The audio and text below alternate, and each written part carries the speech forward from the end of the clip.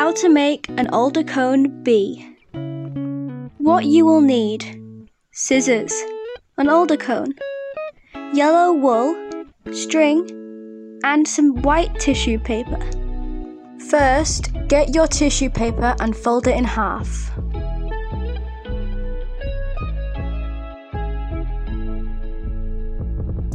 Then, get your scissors and cut the shape that you want the wings to be.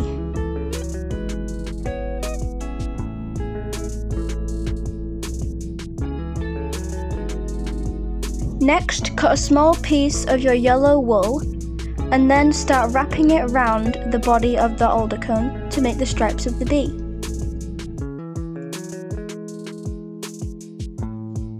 Then lay your string down, put the bee on top, the wings on top of the bee, and then put the string together and tie it at the top twice to make the wings.